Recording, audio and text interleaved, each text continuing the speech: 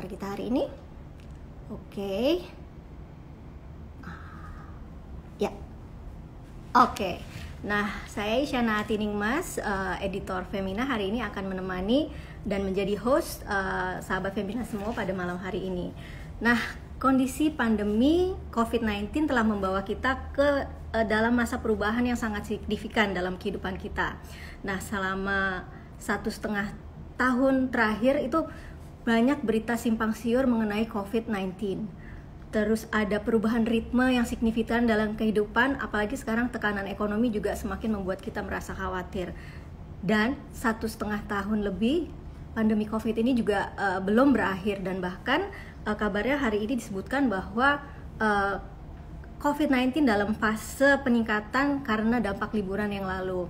Nah, semua kali ini tidak menentu. Nah, data yang saya terima hari ini adalah Perhimpunan Dokter Spesialis Kedokteran Jiwa Indonesia menyebutkan sebanyak 64,3% dari 1.522 orang responden yang melakukan periksa diri via daring terkait kesehatan jiwa dampak dari pandemi COVID-19 terdeteksi memiliki masalah psikologis cemas atau depresi. Nah, dan perempuan memiliki angka tinggi, yaitu mencapai 76% dengan usia minimal 14 tahun dan maksimal 71 tahun. Nah, ini range-nya sangat panjang ya, berarti banyak nih yang depresi nih ternyata ya. Nah, sebenarnya rasa cemas itu merupakan reaksi alami tubuh terhadap stres dan bermanfaat untuk membuat kita lebih berhati-hati dan waspada. Tapi kalau dikit-dikit merasa cemas atau cemas berkepanjangan saat ini, apa pengaruhnya terhadap kesehatan mental kita ya? Mungkin teman-teman Femina juga banyak yang sama nih pertanyaan dengan saya. Nah, kalau misalkan cemas, dikit-dikit cemas terus tidak kunjung hilang, kan amit-amit ya jadi depresi gitu ya. Nah, malam ini saya akan berbincang dengan Dr. Andri, spesialis kedokteran jiwa FACLP, dokter spesialis kedokteran jiwa dari Omni Hospital Alam Sutera. Yang Dokter Andri ini senang sekali membagikan pengetahuan tentang psikosomatik lewat akun YouTube-nya Andri Psikosomatik dan punya banyak follower nih. Nah, mungkin para followernya Dokter Andri sudah banyak yang hadir di sini. Kali ini bisa menanyakan langsung apa masalahnya kepada Dokter Andri, nanti akan saya tanyakan. Nah, kalau ada komen atau pertanyaan untuk Dokter Andri, silahkan untuk diketik di kolom komen. Nanti admin produser saya akan mengumpulkannya dan akan ditanyakan pada Dokter Andri. Nah, saya menunggu Dokter Andri untuk join. Saya akan undang Dokter Andri di sini untuk join. Nah, ini dia. Oke. Yes. Kita tunggu Dokter Andri yang sudah ada di seberang sana. Jangan lupa ya. Ini Dokter Andri. Apa kabar, Dok? Halo Mbak Isyana, apa kabar? Sehat selalu? Alhamdulillah sehat. Masih di rumah sakit, Dok? Masih bertugas? Ya, masih memakai baju scrub ini. Iya, terima kasih sudah mau bergabung dengan kita hari ini, Dok. Sama-sama. Terima kasih juga sudah mengundang saya di sini. Terima kasih. Nah, ini akhir-akhir ini kan COVID lagi naiknya nih, Dok ya. Mungkin banyak dan 1,5 tahun lebih kita sudah hidup dengan COVID, dan kayaknya banyak dampaknya ke bagi kesehatan mental kita juga nih. Banyak yang depresi, banyak yang cemas. Nah, ini aku mau langsung aja nih, Dok, nanyain ya. Apakah benar, Dok, pandemi ini meningkatkan rasa cemas kita? Nah, sebenarnya yang membuat cemas itu takut karena COVID-nya atau karena pandemi yang nggak kunjung selesai nih, Dok? Ya, dua-duanya bisa. Pada dasarnya kan kalau kita manusia itu ada sesuatu yang tidak certain atau tidak pasti, itu kita akan merasakan kecemasan ya pastinya. Jadi ada sesuatu yang tidak aman, misalnya kita jadinya kemana-mana harus pakai masker, jaga jarak ya, dibatasi gerak kita. Itu sebenarnya semua adalah problem tuh yang berkaitan dengan kita sendiri. Hingga kalau kita terus-terusan berada pada kondisi tersebut, maka bisa mengalami kecemasan. Jadi kalau kita lihat dulu tahun 2020 waktu awal pertama COVID, kelihatan banget kan, mungkin kita membuat suatu proses yang misalnya ayo kumpul bersama di dalam keluarga, menyenangkan, belajar di rumah, kerja dari rumah, menjadi bonding yang jadi erat, kekeluargaan dan persaudaraan gitu ya. Tetapi kemudian karena itu terlalu lama dan ternyata kita tuh susah beradaptasi sebagai makhluk sosial, kita perlu punya kesempatan untuk keluar, bertemu dengan orang, di mana itu jadi dibatasi. Nah, ini yang kemudian menjadi salah satu hal yang membuat perasaan tidak nyaman, dan salah satunya adalah kecemasan seperti itu. Oke. Nah, kalau boleh di-share nih dok, kalau di ruang praktek dokter ini saat ini kasus yang menyangkut cemas seperti apa yang banyak dikonsultasikan dok? Apakah kebanyakan dari pasien dokter itu apakah anak-anak, remaja, atau selain orang dewasa ada nggak dok? Ya, saya memang selama menjadi dokter jiwa itu fokus saya adalah pada kondisi gangguan cemas dewasa. Jadi memang saya punya fokus karena kebetulan latar belakang pendidikan saya dokter jiwa dan bergerak di bidang pasien-pasien psikosomatik. Pasien psikosomatik itu lebih banyak dominan latar belakangnya adalah gejala gangguan cemas ya. Jadi dan saya memang lebih dominan punya pasien itu di atas 18 tahun ya. Memang saya membatasinya ke 18 tahun ke atas. Nah, kalau kita melihat memang ada perbedaan sedikit di tahun 2020 waktu awal Covid dengan saat ini. Kalau di 2020 itu orang datang dengan kecemasan takut kena COVID gitu. Jadi ada banyak gejala psikosomatiknya itu terkait dengan misalnya khawatir kena sakit leher sedikit dia khawatir gitu ya.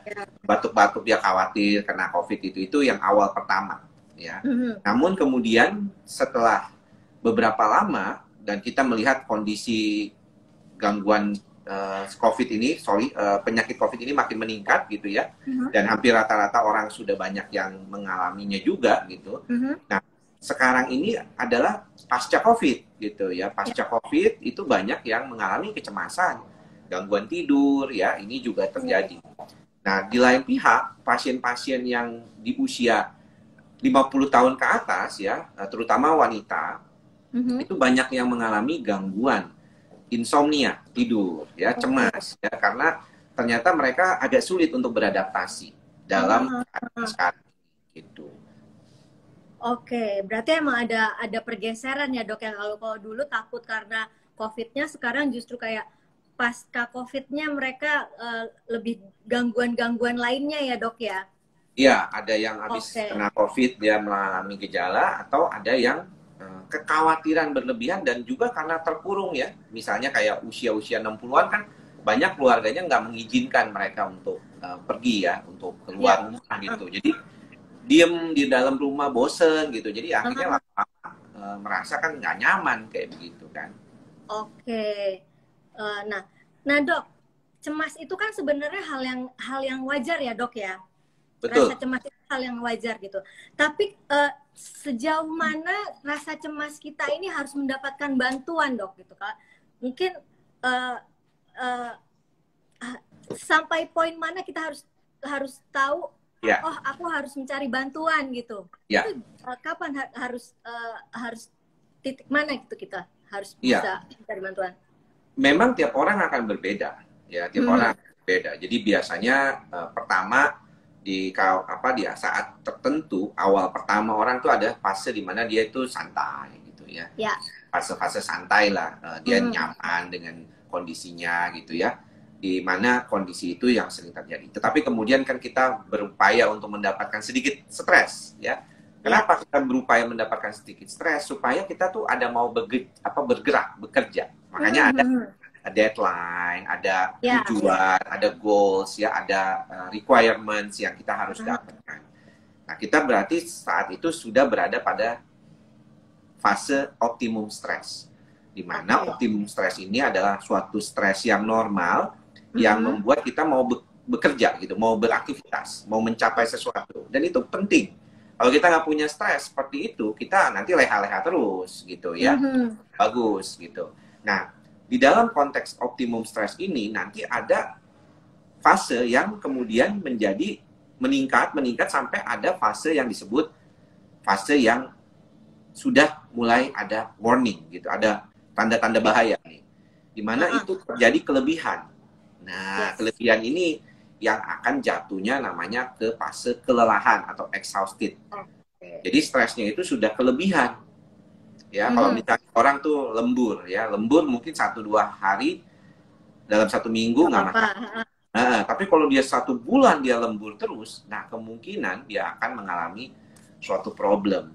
Jadi ketika dia sudah melewati optimal stresnya, maka kondisinya akan berbeda. Jadi tubuh dia akan merasakan perasaan tidak nyaman, rasanya tidak stabil, kayak gitu, gampang marah, sulit tidur, sensitif ya dengan keadaan sehari-harinya. Nah itu yang orang mulai harus mengenali itu. Nah tadi kalau ditanya Mbak Isyana, kapan nih? Tiap orang beda-beda. Ya, tiap orang beda-beda. Ada yang bisa dalam konteks sedikit stres aja dia udah loyo gitu, udah capek gitu. Ada yang karena sering dilatih, nah ini latihan perlu nih, nanti latihan stres ini. Karena sering dilatih, dia jadinya lebih tahan terhadap stresnya. Nah tentunya kalau dari sisi ilmu kedokteran, ya kita tahu bahwa ada namanya faktor genetik bawaan. Oh, oke. Ya, faktor genetik ini sangat besar ya, karena kalau kita berbicara tentang gangguan cemas saja ya, ini memang studi di Eropa waktu saya di Würzburg University di Jerman tahun 2019 bulan Oktober, waktu itu ada kita pertemuan para dokter yang bergerak di bidang gangguan kecemasan, itu ada laporan bahwa 43,8% dari pasien-pasien cemas di Eropa itu genetik faktornya tuh dominan. Jadi istilahnya ini orang kalau kena stres sedikit aja mungkin bisa jadi gejala gangguan cemas seperti panik atau gangguan cemas menyeluruh. Gitu. Oke. Nah, ini menarik nih ya, Dok ya. Berarti stres itu sebenarnya juga ada genetiknya ya, Dok ya, penyakit genetiknya ya. Nah, kalau mau ngingetin untuk sahabat Femina yang ada di rumah, kalau misalkan ada pertanyaan untuk Dokter Andri mengenai kecemasan atau depresi, silahkan monggo di ketik di kolom komentar, nanti kita akan tanyakan kepada Dokter Andri. Nah, tadi kembali lagi Dok ke rasa cemas tadi ya Dok. Nah, apa yang bisa kita lakukan Dok supaya rasa cemas ini bisa kita kendalikan Dok, terutama untuk yang genetik ya, karena kemarin saya bercerita dengan teman gitu, ternyata ibunya itu emang genetically dia kayak gampang depresi gitu. Nah, ini dia sedang mencari bantuan juga gimana caranya untuk membantu ibunya ini supaya tidak terlalu cemas yang berlebihan. Nah, itu gimana caranya, Dok? Adakah tips dari dokter? Pertama kali kita harus bedakan dulu cemas dan depresi, ya berbeda. Nah, karena pada dasarnya kondisi keadaan kita sendiri itu kadang-kadang di praktek apalagi orang nggak ngerti itu apa bedanya. Jadi ada 3 bagian besar gangguan kejiwaan itu kalau di dalam praktek. Yang pertama tuh cemas, yang kedua tuh depresi, yang ketiga psikotik. Nah, yang cemas ini biasanya gejalanya itu adalah gejala kekhawatiran, ya, over worried atau terlalu berlebihan takut atau kecemasan. Yang irasional, ya tidak rasional. Jadi dia bisa kekhawatiran yang tiba-tiba bisa timbul pikiran-pikiran seperti kayak takut mati, nanti kemudian nanti ada penyakit tertentu yang bikin dia cemas, atau mikirin nanti anak saya yang masih kecil kalau gede udah mau jadi apa gitu. Itu sesuatu yang sifatnya lebih ke dominan gejala kecemasan. Nah, kemudian ada yang namanya depresi. Depresi itu adalah gangguan mood. Jadi depresi itu gangguan suasana perasaan.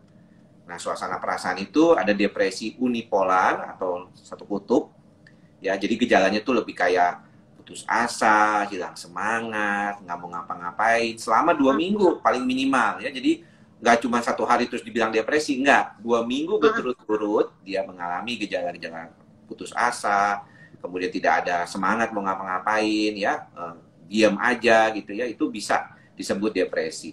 Nah, satu lagi ada depresi bipolar. Jadi pada kondisi tertentu ada yang depresi dan ada fase maniknya juga.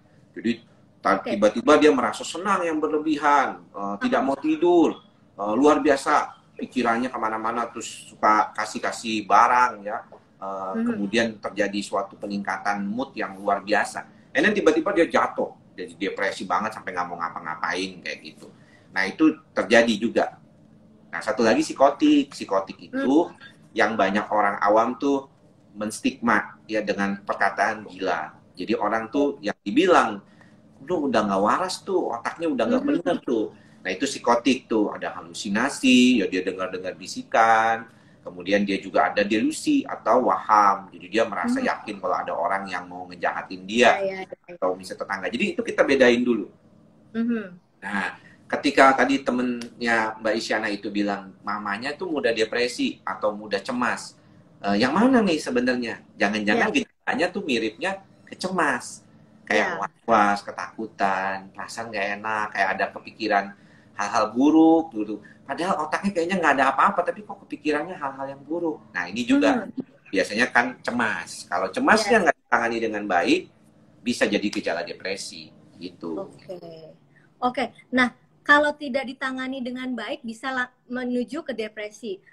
Cara menanganinya itu gimana, Dok? Ya pada dasarnya sih kita namanya dokter itu kalau ketemu kasus biasanya udah berat nih sayangnya. Tanya kenapa? Karena stigmanya orang tuh kalau ke dokter jiwa dia takut, khawatir kalau dianggap gila, kan begitu ya. Jadi orang tuh kadang-kadang menunda untuk datang ke dokter jiwa. Nah biasanya mereka datang ke dokter jiwa kalau lagi dalam kondisi yang sudah berat, ada gejala psikosomatik misalnya. Kalau saya tuh biasanya udah sering bolak-balik ke dokter tapi nggak ada apa-apa, tapi sakit fisik, jantung berdebar, sesak napas, keluar keringat dingin dan segala macam. Tapi kalau misalnya yang sudah berat, mungkin ada sampai pikiran-pikiran ide-ide bunuh diri seperti itu. Jadi, harus kita perhatikan bahwa sebelum dia jadi berat ya, kalau sudah sampai mengganggu kehidupan sehari-hari, itu artinya harus ditangani. Begitu. Oke. Jadi sebelum berat jangan malu untuk mencari pertolongan ya, Dok, apa ke dokter atau ke siapapun yang ahli dalam bidangnya ya, Dok ya. Ya. Oke. Nah ini sebenarnya udah banyak pertanyaan yang masuk nih, udah buat dokter udah ada 2 halaman lebih di saya. Oke, tapi saya mau menanyakan satu hal dulu ke dokter. Tadi kan dokter menyebutkan bahwa susah tidur atau apa namanya gangguan tidur itu juga salah satu gejala-gejala ya, Dok ya, gejala-gejala kecemasan atau agak berlebihan gitu. Itu menjadi salah satu gejalanya. Nah, padahal kan tidur itu sebenarnya cara terbaik untuk kita menjaga tubuh kita tetap sehat ya, Dok. Nah, ada orang yang menggunakan obat untuk mengatasi masalah tidur ini. Nah, menurut dokter gimana nih, Dok? Kapan obat itu sebaiknya digunakan dan bagaimana caranya, Dok? Pada keadaan tertentu ya, saya sebagai dokter jiwa pastinya seringkali dominan ya untuk membantu pasien mengatasi gejala-gejala yang berkaitan dengan gangguan tidur ya, termasuk diantaranya. Dan kalau kita memberikan pengobatan, maka gangguan tidur itu bisa kita tangani dengan baik gitu ya. Nah, kalau disuruh pilih ya, orang tuh suka lupa bahwa sebenarnya tidur itu adalah suatu kebutuhan. Jadi dia anggap dia tidak nyaman gitu. Kalau misalnya nggak tidur pasti jelas. Nah cuma anak muda nih terutama sering kali lupa gitu. Jadi tidurnya tuh nggak ngatur gitu. Harusnya teratur, tidur itu ada pola. Tidur misalnya paling malam jam 12 malam, bangun misalnya jam 6, jam 7 atau jam 8 paling siang gitu. Nah kalau dia polanya terganggu, dia nggak bisa tidur kurang dari 5 jam, berarti hati-hati. Karena kalau kita 5 jam itu patokan kita punya tidur kualitas dan kuantitas yang baik.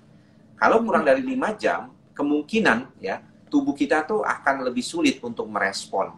Ya, karena apa? Karena kalau kurang dari 5 jam, kerja jantung kita jadi berlebihan. Makanya kita jadi loyo, lemas, kurang konsentrasi, seperti itu.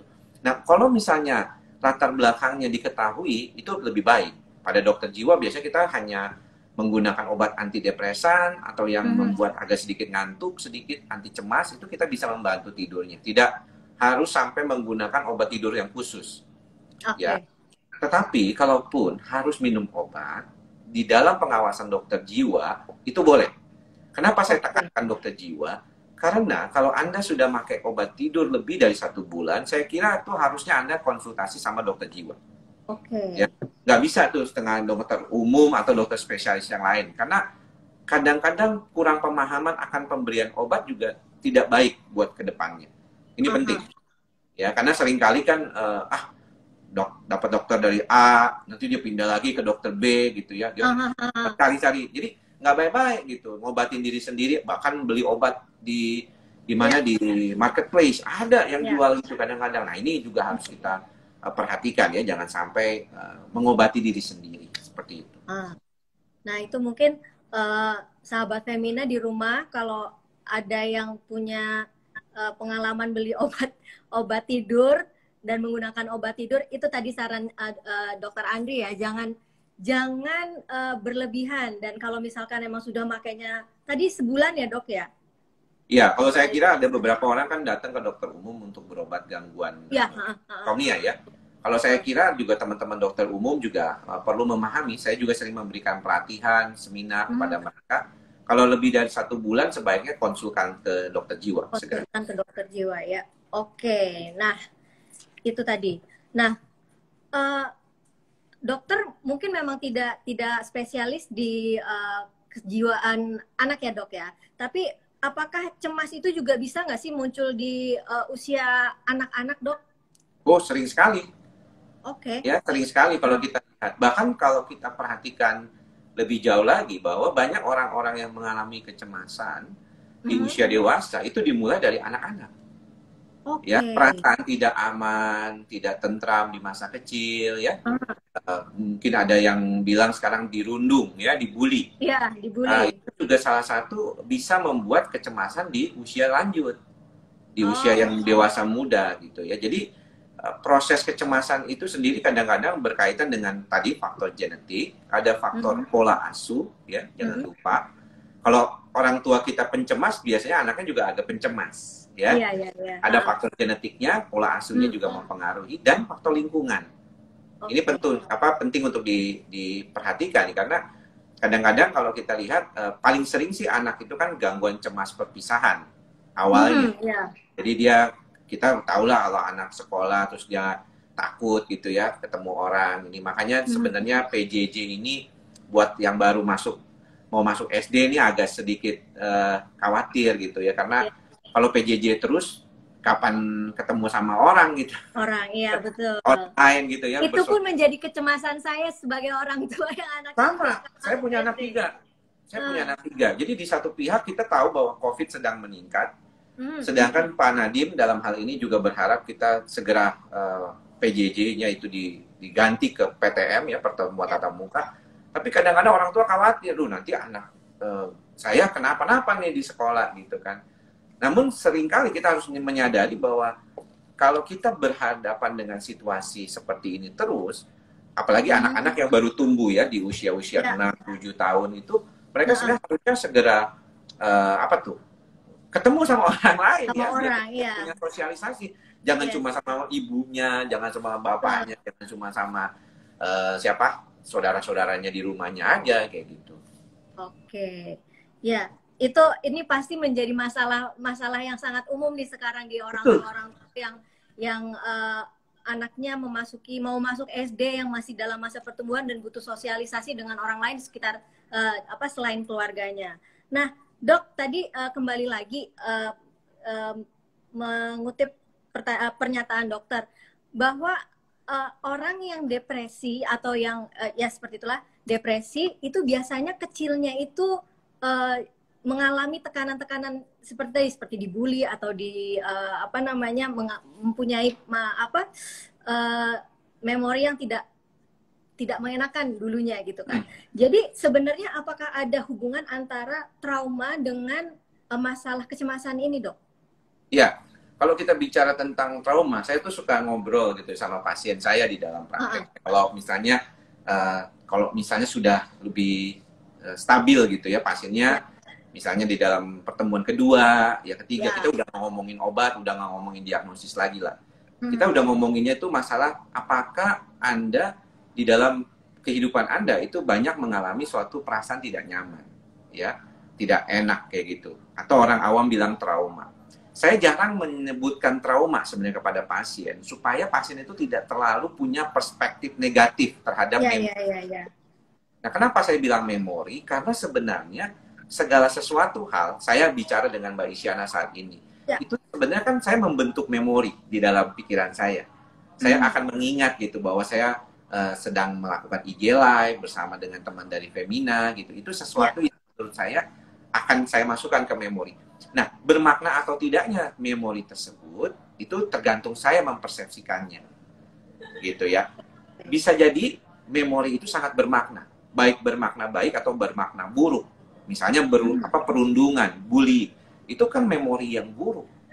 Nah, memori yang buruk dipersepsikan buruk oleh kita itu akan mengaktifkan sistem saraf pusat kita, ya namanya amigdala. Amigdala itu akan merespon gitu sebagai sesuatu persepsi negatif. Makanya kenapa orang suka ngomong kasih nasihat gampang kan, berpikirlah positif, gitu kan dia bilang gitu ya, berpikirlah positif, ya luar biasa saya bilang ya, hebat gitu berpikir positif. Tetapi kita harus tahu di dalam ilmu kedokteran jiwa kita tahu bahwa otak kita akan lebih merespon hal-hal negatif. Makanya ada idiom ya, ada suatu pembahasan di dalam media bahwa bad news is good news. Bad news is good news. Nah, kenapa?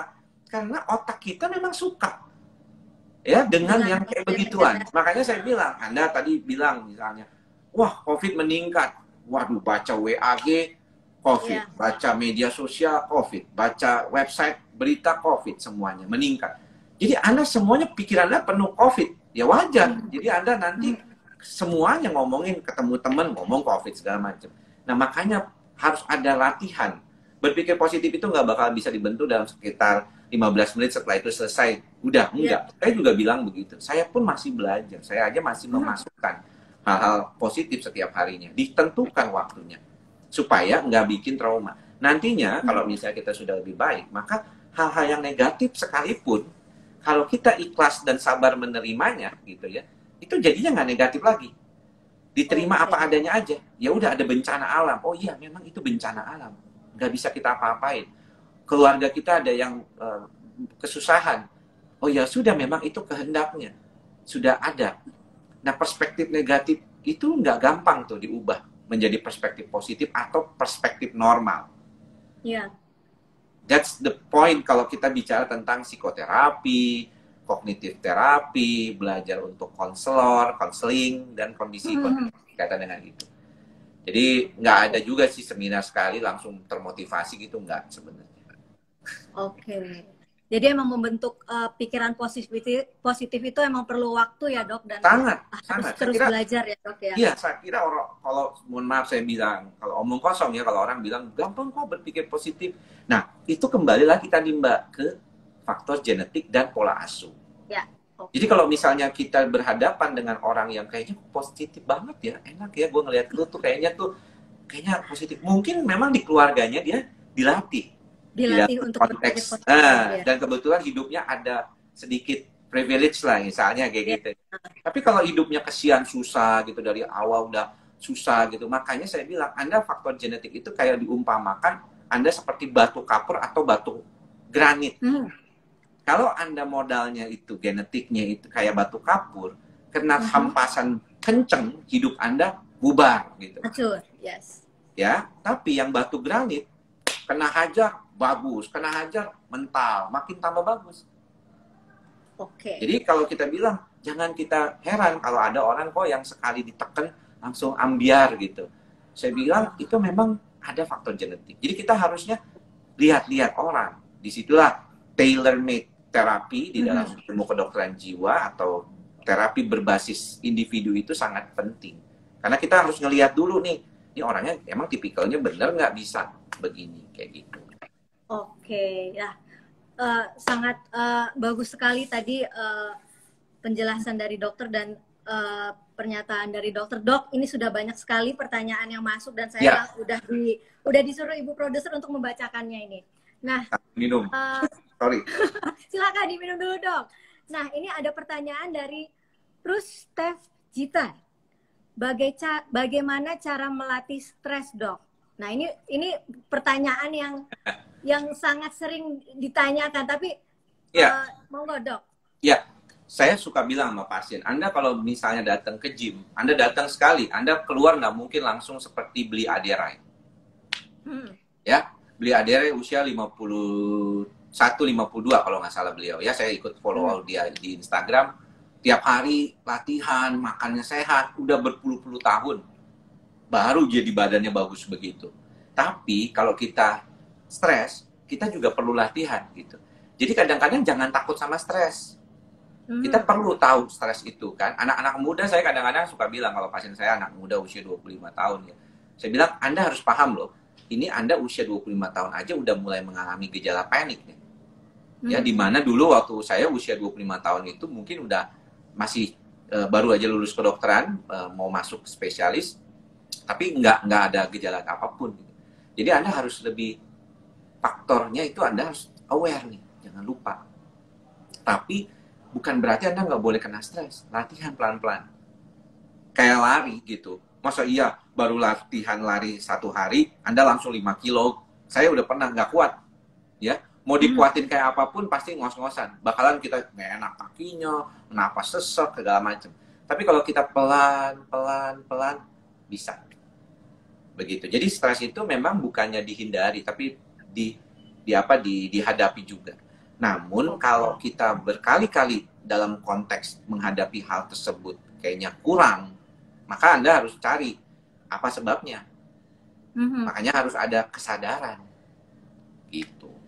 Itu penting.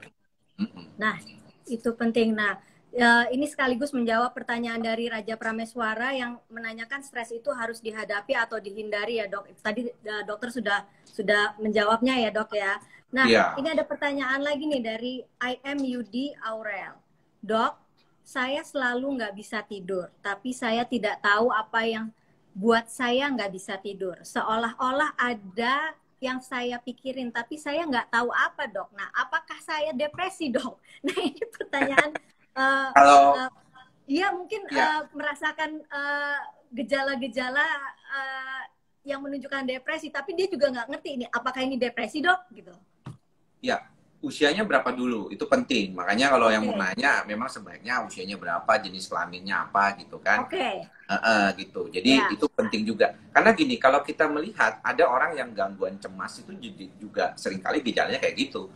Mau tidur, kepikiran gitu ya. Dan kadang-kadang kepikirannya itu dari sejak awal, siang, sore. Wah, kok ntar bisa tidur nggak ya malam ya? Ntar bisa tidur nggak ya malam? Jadi kayaknya kepikiran sendiri, itu muter sendiri otaknya. Nah, sebenarnya itulah ada teknik, saya suka bilang ya di postingan saya di Instagram, saya bilang ikhlas, sabar, sadar. Itu mantra dari Ki Sambar Edan. Ya, saya menyebut ikhlas, saya itu begitu kan. Sabar dan sadar, oke. Iya, jadi ikhlas, sabar, dan sadar. Sadarnya ini yang seringkali orang tuh lupa. Bahwa dia menyadari nggak sebenarnya apa ya. Nggak mungkin nggak ada sumbernya. Pasti ada. Cuman seringkali kita itu nggak mau melihat. Gak usah heran, pasien saya aja kadang-kadang ditanya, Anda kalau Anda pikir-pikir gitu ya, kira-kira apa ya pemicu stres Anda? Wah, saya kayaknya hidupnya baik-baik aja, finansial oke, keluarga saya baik-baik saja gitu.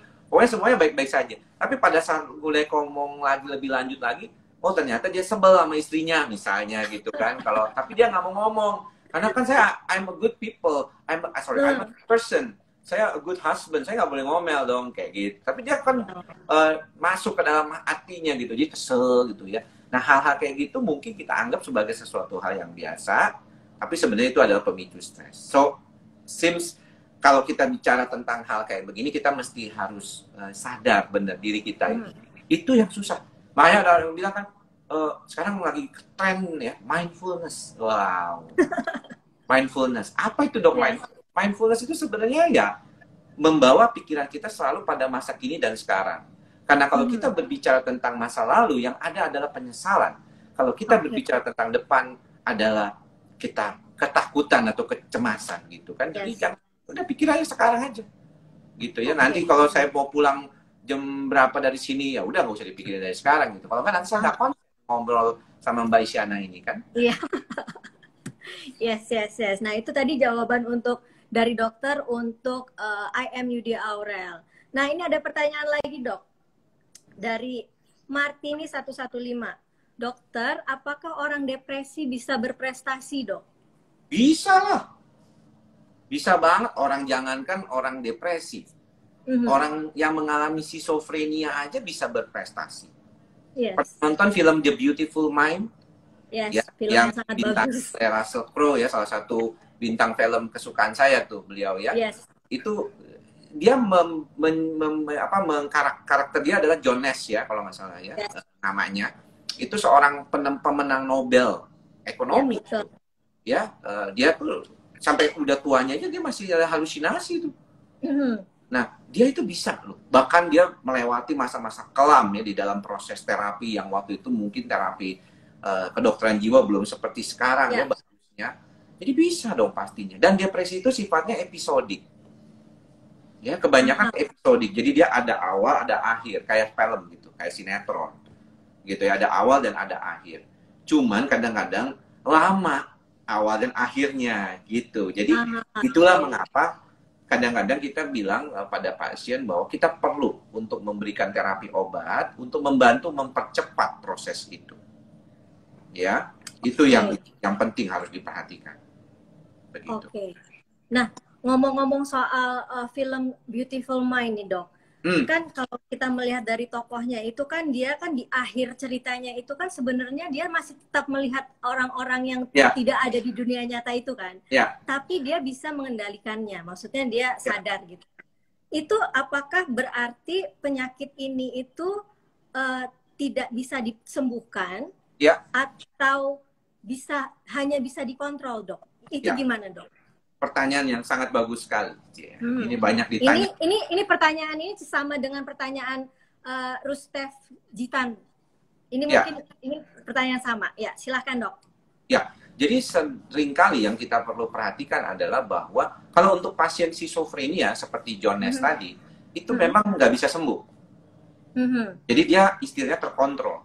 Jadi sebenarnya terkontrol itu sama aja kayak orang hipertensi. Ya Bapak Ibu, saya nggak tahu nih ya yang nonton ini ada yang udah mulai minum statin belum? Ya, obat kolesterol. Anda minum obatnya seumur hidup kan, kalau Anda nggak minum itu, Anda punya kolesterol bisa di atas 250, berarti Anda ketergantungan dong. Sama aja kan? Ya cuma bedanya kalau orang berbicara tentang masalah kejiwaan, disuruhnya bersyukur. Ya, untuk lebih beriman. Padahal nggak ada hubungannya juga selalu dengan itu gitu ya. Saya harus tegaskan ini kedokteran jiwa. Makanya saya selalu, Mbak Isyana perhatikan, saya jarang menyebut diri saya psikiater. Kenapa? Karena orang suka bingung antara psikiater sama psikolog. Ya, saya menyebut diri saya itu dokter jiwa. Di YouTube saya selalu memperkenalkan diri saya dokter jiwa. Ya, supaya orang tahu bahwa gangguan jiwa adalah gangguan medis, gangguan yang ditangani oleh dokter. Jadi kalau kembali ke pertanyaan tadi, depresi bisa sembuh nggak, Dok? Bisa, bisa terkontrol. Bisa nggak makan obat, Dok? Bisa. Bisa. Bipolar, Dok, bisa terkontrol dengan obat. Bisa nggak, Dok, nggak makan obat? Ada yang bisa. Nah, schizophrenia, Dok. Tergantung dari kondisinya. Nah, kan kita nggak tahu. Ya, Dok, ya? Betul. Schizophrenia, Dok, bisa nggak makan obat? Bisa. Tapi tergantung kondisi. Ya, saya sih, kalau saya pribadi ketemu pasien, apalagi kalau ketemu pasien udah lama ya, kondisinya udah bertahun-tahun, saya pikir jangan lepas obat lah. Anda udah bagus begini, ngapain Anda lepas obat? Nggak usah khawatir kok, nggak apa-apa. Cemas, Dok? Oh, cemas mah bisa lepas obat, Dok. Tapi bisa kambuh. Gitu. Ya, kambuh. Ya, kok kambuh, Dok? Iyalah, selama masih hidup, ya kambuh lah bisa. Orang pilek emang bisa kambuh pileknya? Bisa, Dok. Itu kan biasa aja. Jadi kita melihat kesehatan jiwa sebagai sesuatu hal yang normal yang bisa terjadi pada siapapun gitu. Oke. Nah, ini Dok, ada pertanyaan dari Ventias. Ini susah sekali bacanya. Ventiasnat.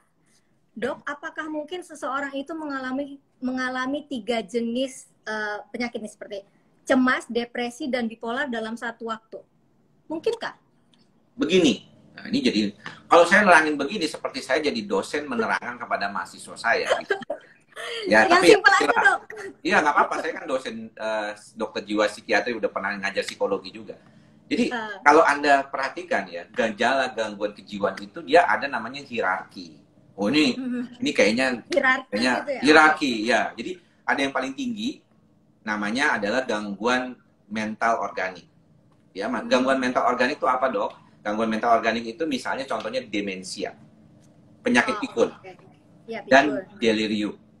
Ya, delirium itu jelas ada kondisi penyebabnya. Biasanya ada problem dengan ginjal kadang-kadang, atau dengan masalah toksik. Kemarin juga ada beberapa pasien COVID yang masuk ICU bisa mengalami delirium gitu ya. Nah, pada saat dia mengalami GMO itu, gejala apapun bisa terjadi pada dia. Makanya orang demensia kan, bapak ibu yang punya keluarga yang mengalami demensia, oma opanya, papa mamanya, atau nenek kakeknya, itu sering kali ketemu pasiennya tuh bisa halusinasi, bisa delusi, waham, bisa cemas, bisa tiba-tiba marah-marah, ya, bisa tiba-tiba sedih. Nah, itu biasa itu terjadi.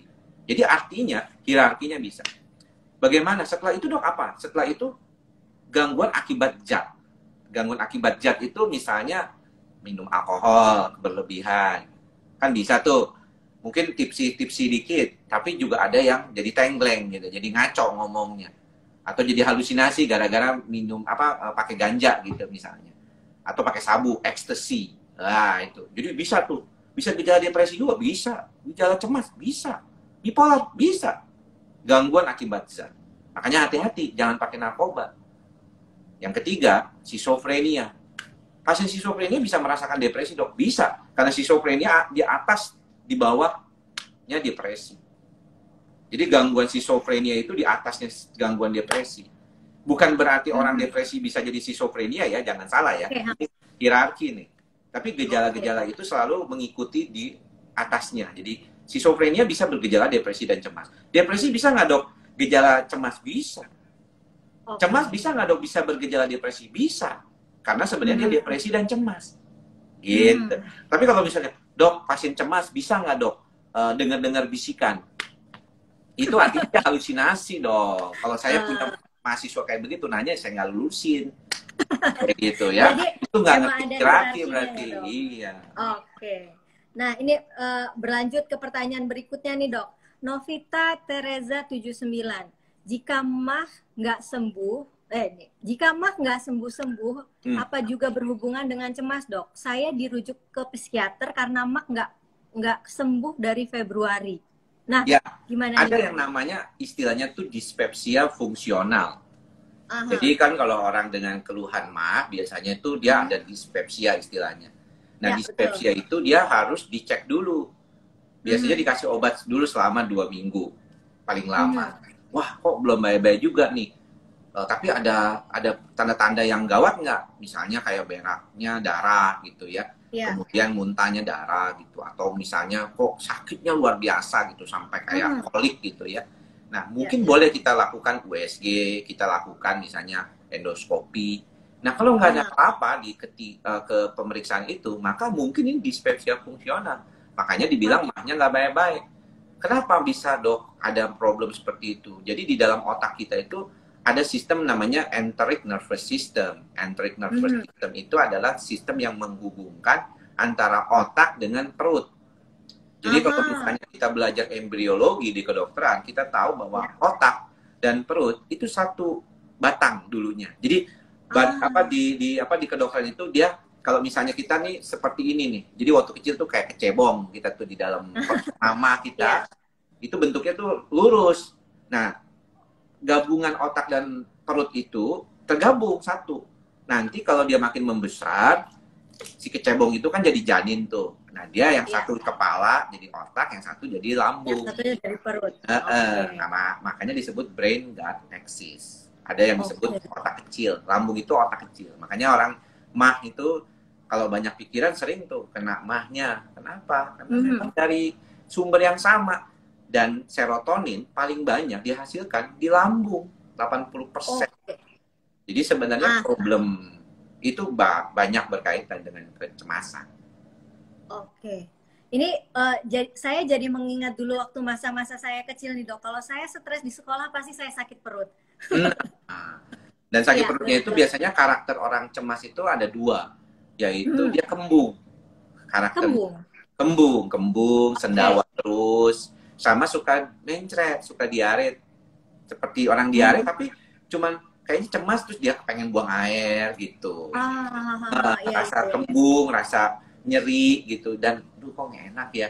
Nanti dimakanin enak kayak gitu. Ntar, tapi ada juga yang tipikalnya kembung terus. Kayaknya makan jadi gampang sebar. Ah, itu dia. Begitu. Oke, sip, sip. Nah, itu tadi jawaban untuk Mbak Novita Teresa 79, ada hubungannya antara MAH dengan eh, psikiater ya, Dok ya, eh, kecemasan itu. Nah, ini ada lagi pertanyaan. Bagaimana agar cemas nggak naik, tapi kerjaan bikin stres? Apa harus ganti kerja? Boleh juga. Kalau memang Boleh juga. tadi pagi saya ketemu dengan pasien yang bercerita bahwa akhirnya dia memutuskan untuk berhenti bekerja. Mhm. Karena waktu itu kita sudah bicarakan, Anda harus mencoba mencari dasarnya. Dari mana ini kecemasan bisa muncul. Dan ternyata dia melihat bahwa memang problemnya itu berkaitan banyak dengan pekerjaan. Begitu. Dan ketika itu kita lihat, ditelaah oleh dia sendiri, karena sebenarnya basicnya, sebenarnya kalau kita punya kondisi itu, sebenarnya akan kita sendiri yang mengobati. Kan? Jadi artinya diri kita sendiri yang paling tahu nih, tentang bagaimana kita mengelola pikiran dan perasaan kita.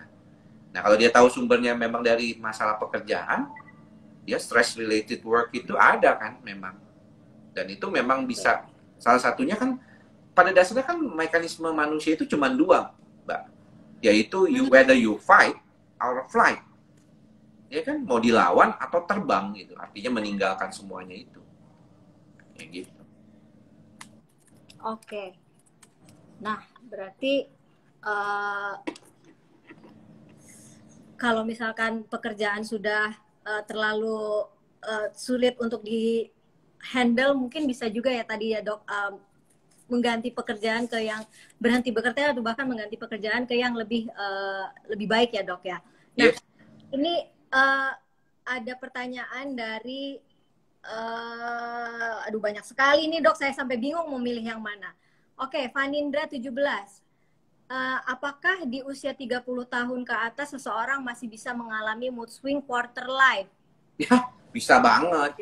Dan saya kurang percaya tuh dengan istilah-istilah quarter life Istilah-istilah crisis quarter atau life itu ya. crisis gitu ya Saya dok? mau kasih tahu nih sedikit buat teman-teman Femina yang sedang mendengarkan dan teman-teman Omni juga ya. Jadi gini, kita melihat bahwa kenapa anak muda itu impulsif ya. Suka mau menang sendiri, maunya gue gitu ya. Ya karena memang otaknya belum berhenti berkembang. Dan di usia-usia kita yang dulunya suka bandel-bandel gitu ya, di usia 20-an ke bawah, nanti makin menua harusnya makin nggak bandel. Jadi kalau misalnya 45 tahun masih bandel gitu, itu berarti emang telat gitu dia. Telat bandel gitu ya dia gitu ya. Bandelnya telat ya dok? Nah, kenapa? Karena di usia 30-an baru kita mulai ada konteks yang dalam artian tuh sudah mulai bagus. Di dalam otak kita, ini ada 3 bagian besar yang paling berhubungan dengan suasana perasaan dan pikiran. Pertama adalah prefrontal cortex, yaitu bagian depan. Kemudian amigdala dan hipokampus. Prefrontal cortex itu untuk berpikir rasional. Kita mengerjakan matematik, kita datang ke bank, ya, bertransaksi, itu semuanya dari prefrontal cortex. Kemudian amigdala itu berkaitan dengan kecemasan dan memori. Ya tadi kita bicarakan tentang perundungan, trauma masa kecil, hal-hal yang menyenangkan, itu berkaitan dengan amigdala. Dan hipokampus berkaitan dengan proses kognitif perasaan. Jadi ada, kan kalau kita beli rumah, oh rumahnya bagus sekali. Oh tapi berapa luasnya ya? Berapa harganya ya? Nah itu kan kerja dari hipokampus. Nah, pada konteks di dalam masa muda, ya di bawah usia 30 tahun, itu prefrontal cortex, otak rasionalnya itu masih kurang bagus. Makanya anak-anak muda itu kadang-kadang suka ikut-ikutan. Kemarin, wah bagus nih main saham. Wah ikut-ikutan main saham. Udah cut loss semuanya gitu. Wah stres kayak gitu kan. Karena gampang, impulsnya lebih lumayan. Ya, dan itu satu hal yang wajar. Makanya kalau di atas 30-an kan kita udah mulai lebih tenang. Lebih bisa berpikir lebih realistis. Ya kenapa? Karena memang udah berkembang secara sempurna. Nah, ada nggak yang nggak berkembang secara sempurna? Ya sampai akhirnya jadi quarter life crisis-nya kepanjangan gitu istilahnya. Iya, Oh banyak, banyak banget. Ada yang banyak ya udah dok. usia 50 tahun aja kelakuan masih kayak anak kecil, ada kok. Oke. Gitu. Nah, berarti itu tadi jawaban dokter untuk penanya Fanindra 17. Hmm. Oke. Nah, ini dok, saya melihat sepertinya ada sesama sejawat dokter yang bertanya nih dok. Wah. Dari Marolop BTKV. Hmm. Saya sering menangani pasien penyakit kronis seperti cuci darah, Hmm. pasien depresi sampai tidak mau cuci darah. Kadang saya edukasi sampai kadang terlalu keras. Menurut dokter, bagaimana cara saya ini, dok? Ya, sebenarnya kalau misalnya pasien yang BTKV ini sebenarnya pasiennya adalah bedah torak dan kardiovaskuler. Biasanya tuh kalau kita mau bypass jantung tuh beliau tuh ahli ya. Jadi ada memang kondisi-kondisi depresi dan cemas itu paling sering ditemukan pada kondisi penyakit kronis. Gagal ginjal, diabetes, jantung ya. Itu sering. Dan kita melihat ada beberapa orang yang mulai kehilangan rasa yang tadi semangatnya, putus asa. Jadi dia udah mulai mengalami depresi. Kalau pasien yang kronis dan mengalami depresi, biasanya tuh menolak terhadap proses terapi. Karena dia merasa terapi itu tidak bisa membantu dia. Dia merasa percuma gue hidup juga, nggak bakalan lama lagi. Ngapain gue melakukan, apalagi prosedur yang dilakukannya menyakitkan.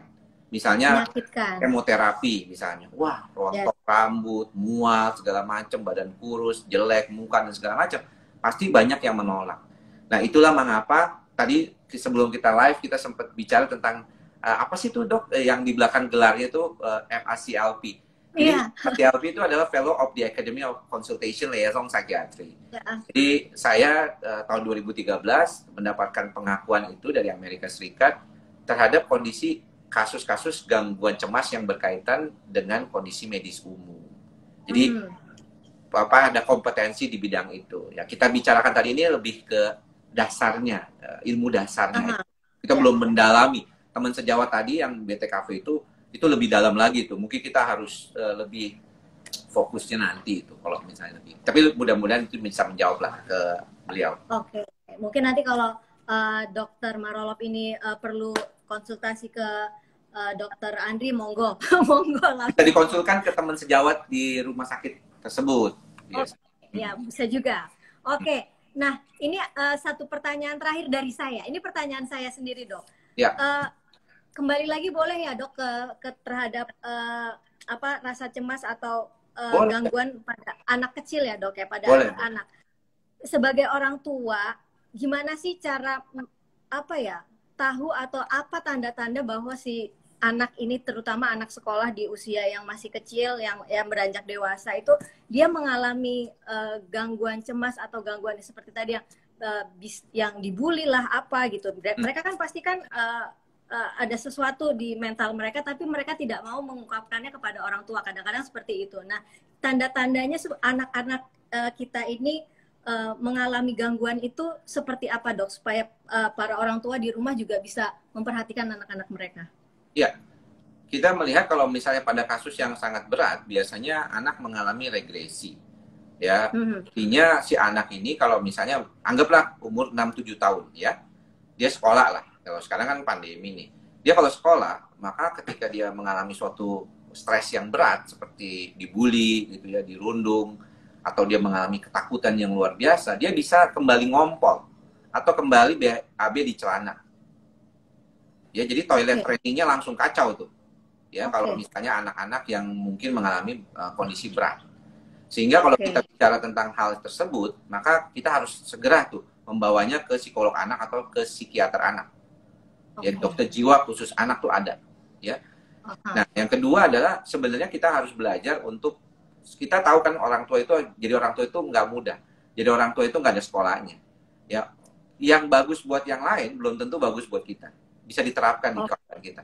Tapi yang paling penting adalah anak biarkan untuk bicara, walaupun bicara yang tidak nyaman sekalipun. Jadi kalau misalnya anak di encourage atau didorong untuk bisa berbicara apa adanya, maka kita berharap dia bisa jujur akhirnya. Ya, kalau enggak nanti dia nggak mau. Tadi kata Mbak Isyana bilang kan dia males dia nggak mau ngomong gitu. Jadi ini harusnya penting nih. Karena bagaimanapun kita harus tahu dulu. Kadang-kadang kan anak nggak mau tahu kenapa, dia takut diomelin. Yes. Kalau mamanya udah coba mana, wah udah. Jadi anaknya jadi takut gitu. Nah, untuk itulah makanya kan ada yang bilang untuk bisa ngobrol gitu ya. Ada waktu untuk ngomong dengan anak gitu. Jadi memberikan rasa aman. Ya, karena kita harus perhatikan bahwa safety, rasa aman, satisfaction, rasa puas dan terkoneksi dengan orang itu adalah hal-hal yang bisa membuat kita lebih punya daya lenting atau resilient terhadap stres. Itu yang harus diperhatikan. Yes.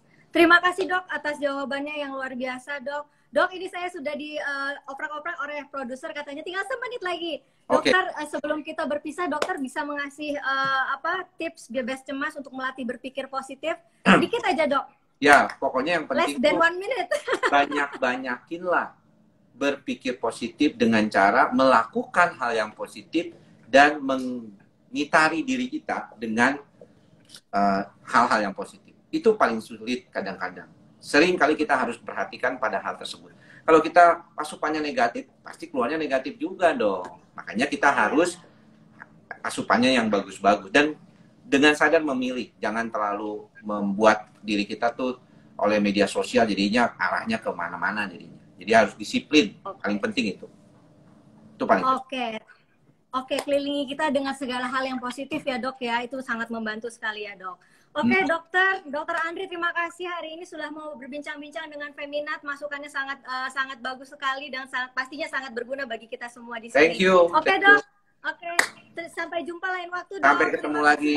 Bye semuanya. Thank you semuanya sudah nonton juga. Bye bye. Yes, bye. Nah, teman-teman Feminat, demikianlah perbincangan saya dengan dokter. Semoga hari ini mendapatkan masukan-masukan yang positif dari dokter Andri. Nah, terima kasih dokter Andri, dan bulan depan jangan lupa kita akan kembali dengan Bincang Sehat bersama Omni Hospital dengan topik yang tentunya berbeda. Kalau ada teman-teman ingin mengajukan topik, silahkan hubungi Femina, nanti kita akan coba untuk merealisasikannya. Oke, terima kasih sahabat Femina untuk bergabung di acara Femina Live hari ini. Pandemi belum selesai, jangan lupa untuk tetap menjaga kesehatan, jangan lupa cuci tangan, pakai masker, jaga jarak, hindari kerumunan dan kurangi mobilitas. Dan jangan keluar rumah untuk hal-hal yang tidak penting. Oke, saya Isyana Atiningmas, undur diri untuk malam hari ini. Sampai jumpa di Femina Live berikutnya. Terima kasih, selamat malam, selamat istirahat.